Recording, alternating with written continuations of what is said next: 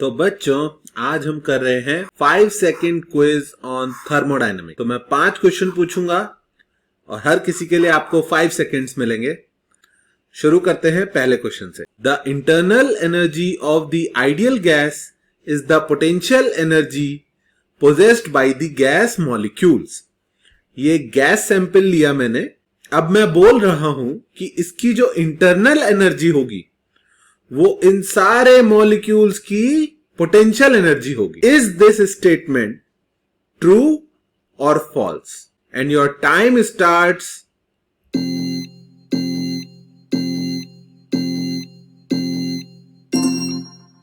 तो बच्चों क्या डिसाइड किया आपने? The answer is false. ये स्टेटमेंट इनकरेक्ट है। ये मैंने इसलिए पूछा क्योंकि पोटेंशियल एनर्जी को भी ज्यादातर यू से ही रिप्रेजेंट करते हैं, इसलिए कभी कभी लोग कंफ्यूज हो जाते हैं कि इंटरनल एनर्जी और पोटेंशियल एनर्जी सेम होता है। बट इन रियलिटी ये गैस मॉलिक्यूल्स इस तरह से रेस्ट पर नहीं रहते हैं। ये गैस मॉलिक्यूल्स हमेशा मूव करते रहते हैं इधर से उधर। तो अगर मुझे इनकी इंटरनल एनर्जी लिखनी है तो मुझे इन सब की क्या कैलकुलेट करनी पड़ेगी? Kinetic energy. और काइनेटिक एनर्जी बच्चों कैसे लिखते हैं? Half m v square. इस केस में हम रूट मीन स्क्वायर वेलोसिटी लेते हैं, VRMS। जैसे ही VRMS की वैल्यू मैं पुट करूंगा, VRMS की वैल्यू होती है √3 RT/m। अब 1 मोल गैस के लिए मास और मॉलिक्यूलर मास सेम हो जाएगा तो वो कैंसिल आउट हो जाएंगे। आंसर आया इंटरनल एनर्जी। ये किस तरह की गैस है बच्चों? मोनो एटॉमिक गैस के। मोनो एटॉमिक गैस के लिए इंटरनल एनर्जी कितनी हो जाएगी? 3/2 RT। तो किसी ने पूछा सर अगर ये डाई एटॉमिक गैस हुई तब क्या करेंगे? तो डाई एटॉमिक गैस की डिग्री ऑफ फ्रीडम होती है 5। मोनो एटॉमिक गैस की डिग्री ऑफ फ्रीडम 3 होती है तो उसकी एनर्जी आई 3/2 RT। तो डाई एटॉमिक गैस की डिग्री ऑफ फ्रीडम होती है 5 तो उसकी इंटरनल एनर्जी आई 5/2 RT। और पॉली एटॉमिक गैस के लिए डिग्री ऑफ फ्रीडम होती है 6 तो उसकी इंटरनल एनर्जी आई 6/2 RT। तो बच्चों इंटरनल एनर्जी का जनरल फॉर्मूला क्या बनाएंगे हम? U = NF/2 RT। Is this clear? ये फॉर्मूला याद दिलाने के लिए मैंने क्वेश्चन पूछा था आपसे। इंटरनल एनर्जी किस पे डिपेंड करती है? डिग्री ऑफ फ्रीडम और टेम्परेचर पे। पर वो होती कौन सी एनर्जी है? Kinetic energy of gas molecule. If same amount of energy is given to a gas sample at constant volume and at constant pressure, its temperature will increase more at constant option है volume या pressure। बच्चों सबसे ज्यादा अगर कोई question repeat हुआ होगा ना थर्मोडायनेमिक्स में तो वो ये क्वेश्चन है। इसके अलग अलग तरीके से अलग अलग रूप में ये पूछा जाता है, लेकिन कंसेप्ट सेम है कि अगर same amount of energy constant volume पे दी जाए और कांस्टेंट प्रेशर पे दी जाए तो किस केस में वो एनर्जी गैस का टेम्परेचर ज्यादा इंक्रीज कर पाएगी। तो पहले आप लोग ट्राई करोगे। आपका टाइम शुरू होता है।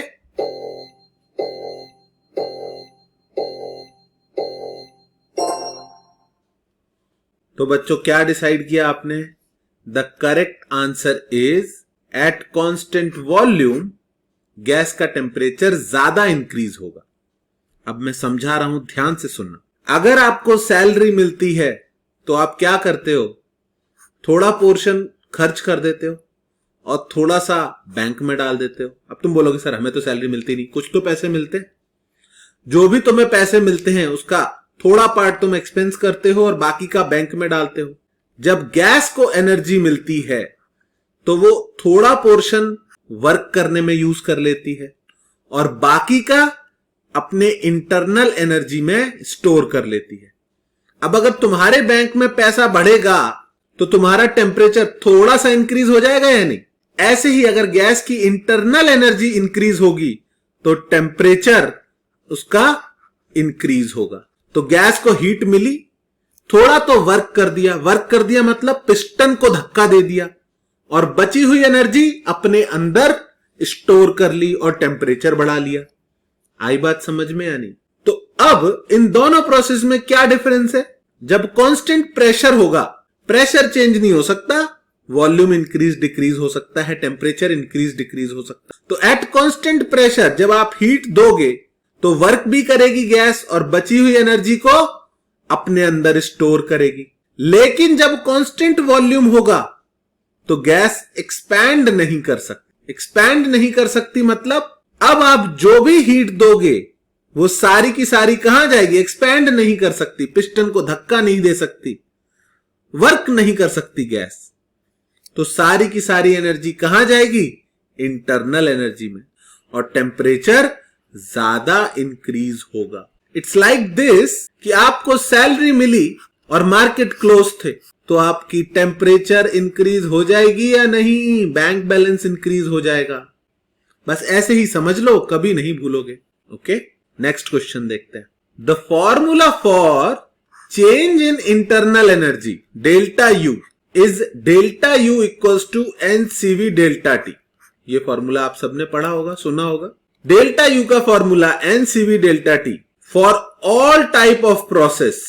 ये फॉर्मूला सभी प्रोसेस के लिए वैलिड है, isochoric, isobaric, isothermal, adiabatic. This is the statement.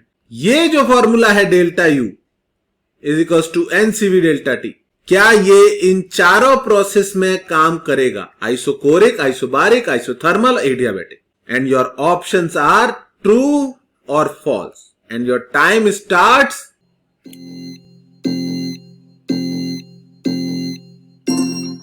तो बच्चों क्या डिसाइड किया आपने? क्या इंटरनल एनर्जी का ये फॉर्मूला एनसीवी डेल्टा टी सभी प्रोसेस के लिए ट्रू है? The answer is yes. This formula is valid for all type of process. अब तुम्हें कंफ्यूजन आ रहा है कि सर ये सीवी तो कांस्टेंट वॉल्यूम पे है, तो ध्यान से सुनो मेरी बात। हीट गिवन इक्वल टू होती है work done plus change in internal energy. हम पहले बात कर चुके हैं इसकी। एट कांस्टेंट वॉल्यूम, जब वॉल्यूम कांस्टेंट होता है तो वर्क डन 0 होता है। डेल्टा यू का फॉर्मूला क्या बताया था थोड़ी देर पहले? NF/2 R डेल्टा टी होता है। और Q को हम लिखते हैं हर केस में, जैसे MS डेल्टा टी लिखते थे गैस के लिए, NC डेल्टा टी लिखते हैं। हर केस में Q को क्या लिखते हैं? NC delta T. At constant volume हम C को CV लिख देते हैं। एट कांस्टेंट प्रेशर हम C को CP लिख देते हैं। Q NCV डेल्टा टी होता है कांस्टेंट वॉल्यूम पे, NCP डेल्टा टी होता है कांस्टेंट प्रेशर पे। वर्क डन 0 होता है कांस्टेंट वॉल्यूम पे, एंड R डेल्टा टी होता है कांस्टेंट प्रेशर पे। डेल्टा U कभी नहीं बदलता। डेल्टा U हमेशा NF/2 R डेल्टा टी। वो किस पे डिपेंड करता है? टेम्परेचर और डिग्री ऑफ फ्रीडम पे। इंटरनल एनर्जी उन्हीं पर डिपेंड करता है। अगर प्रोसेस चेंज कर देंगे कांस्टेंट टेम्परेचर तो Q का वैल्यू हो जाएगा NCT डेल्टा टी, W हो जाएगा NRT ln V2/V1, पर डेल्टा U अभी भी नहीं बदलेगा, हमेशा कितना रहेगा? NF/2 R delta T. और एडियाबैटिक प्रोसेस के लिए Q हो जाएगा NCA delta T. Work done फिर से चेंज हो जाएगा, लेकिन डेल्टा U अभी भी NF/2 R डेल्टा टी रहेगा। अब तुम बोलोगे कि सर हमें तो कुछ और पढ़ाया गया है, तो मैं भी यही पढ़ाया गया है, पर विद सम वेरिएशन। तुमको पढ़ाया गया होगा कि at constant temperature delta U 0 होता है। हाँ भाई होता है, ये डेल्टा T 0 हो जाएगा तो ये 0 हो जाएगा। तुमको शायद ये भी बताया होगा कि अगर ये 0 है पर इस तरफ फाइनाइट है तो CT की value constant temperature, heat capacity at constant temperature infinite लिखनी पड़ेगी, क्योंकि finite upon 0 will go toward infinity. ये भी सही बताया गया है तुमको। तुमको ये भी बताया गया होगा कि एडियाबैटिक प्रोसेस में Q 0 होता है। इसका मतलब हीट कैपेसिटी क्या होती है एडियाबैटिक की? 0 होती है। तो मैंने ये सारी चीजें एक स्क्रीन पर रख दी तुम्हारे लिए, पर सबसे इंपॉर्टेंट क्या है कि डेल्टा U का फॉर्मूला हमेशा कितना होता है? NF/2 R delta T. तो सर NCV डेल्टा टी क्यों बोलते हैं? क्योंकि पहली प्रोसेस में ही NCV डेल्टा टी की value NF/2 R delta T के बराबर प्रूव कर दी थी हमने। तो याद रखने में ये आसान होता है, और गैस की CV भी हमको याद होती है। इसलिए डेल्टा U को हम क्या लिखते हैं? NCV delta T. पर तुम्हें ध्यान रखना है कि उसका एक्चुअल फॉर्मूला ये था और वो कभी चेंज नहीं होता, और CV की वैल्यू F/2R हो जाती है, इसलिए डेल्टा यू को NCV डेल्टा टी लिखने लग गए। तो क्या याद रखना है बच्चों कि डेल्टा यू की वैल्यू हमेशा NF/2R डेल्टा टी यानी NCV डेल्टा टी होती है। Q की वैल्यू हर प्रोसेस में चेंज होती रहती है, क्योंकि C की वैल्यू कभी CV लेते हैं, कभी CP लेते हैं, कभी CT लेते हैं और कभी CA लेते हैं।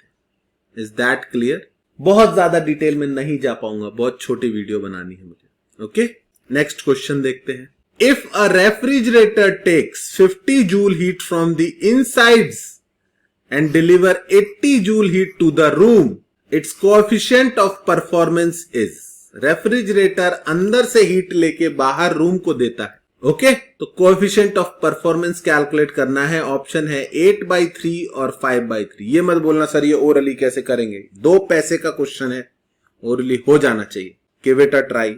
जिनको फॉर्मूला याद होगा, जिनको समझ होगी, वो शायद सही बता देंगे।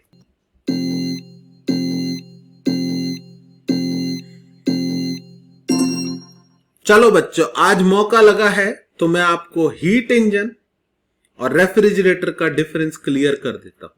हमेशा हमेशा के लिए ये प्रॉब्लम खत्म हो जाए। यहां पर एक लाइन बना दूं वरना एक ही दिखाई दे रहा है। ये हीट इंजन है। क्या है ये? Heat engine. यहां पे दिख रहा है लिखा हुआ इंजन, ये हीट इंजन है और ये रेफ्रिजरेटर है। हीट इंजन सोर्स से एनर्जी लेता है, मान लो 100 जूल ली, थोड़ा वर्क करता है, मान लो 60 जूल वर्क, और बची हुई हीट सिंक को दे देता है। अगर 100 ली, 60 वर्क कर दिया तो कितनी बची हुई? 40 जूल सिंक को दे। इसकी एफिशिएंसी कैसे कैलकुलेट करते हैं? सिंपल है। वर्क कितना किया? 60 जूल, और इनपुट कितना लिया था, मतलब पेट्रोल कितने का बर्न किया। यहां पे पेट्रोल बर्न हो रहा है, कितना लिया? 100। एफिशिएंसी आई 0.6। फॉर्मूला बना दूं?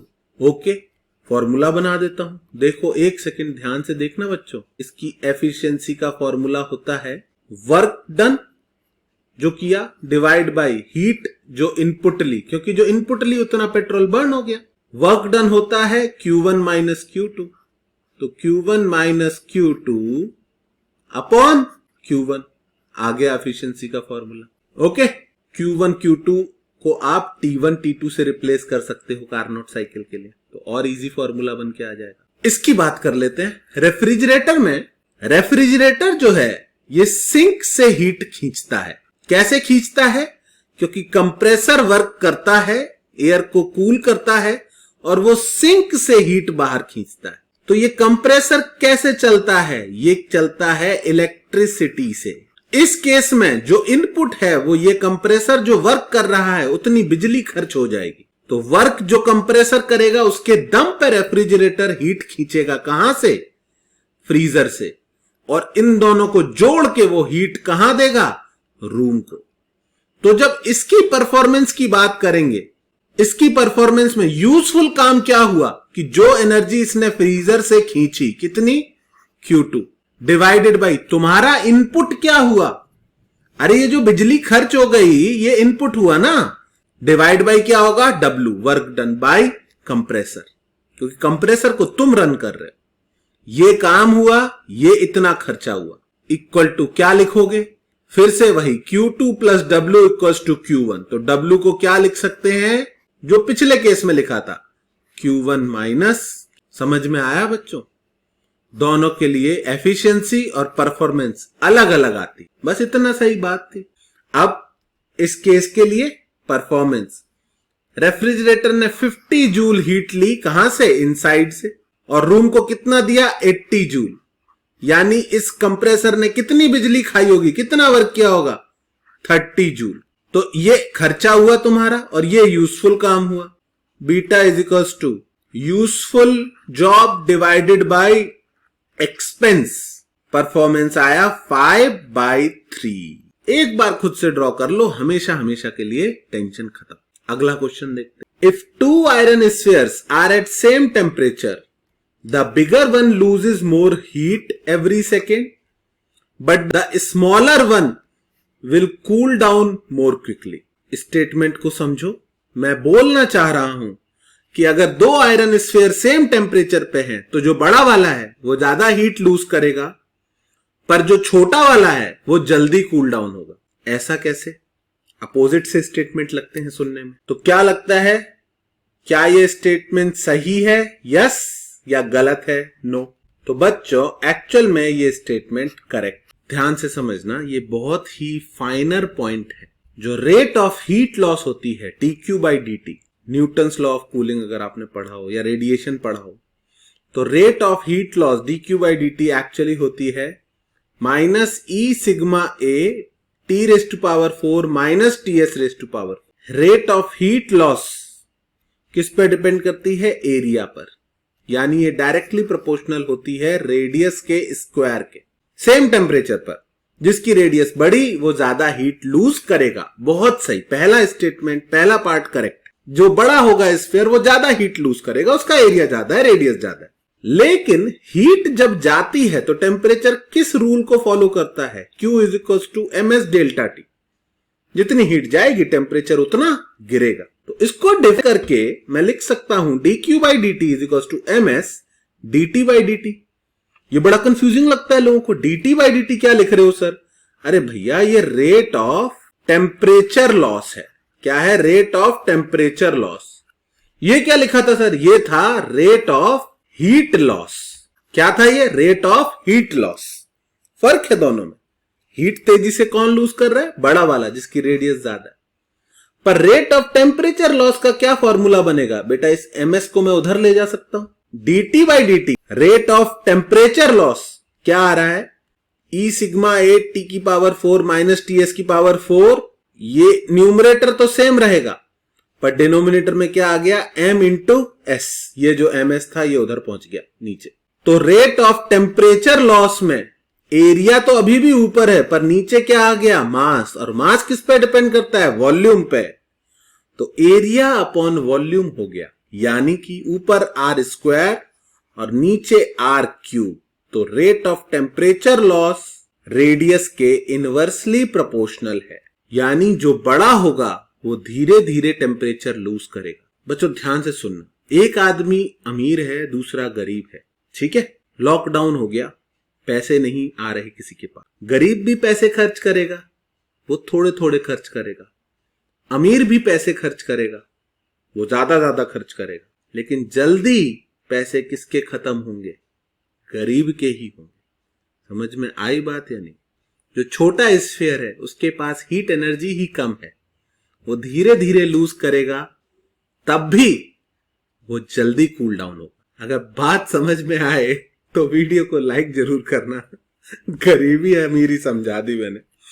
अब सबसे एंड में अपना स्कोर चेक करो, और मैं हमेशा बोलता हूं कि अगर 3 आउट ऑफ 5 से ज्यादा आए तो you are on the right track.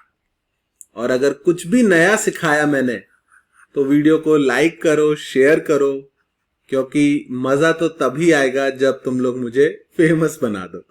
Okay, take care, see you in the next video.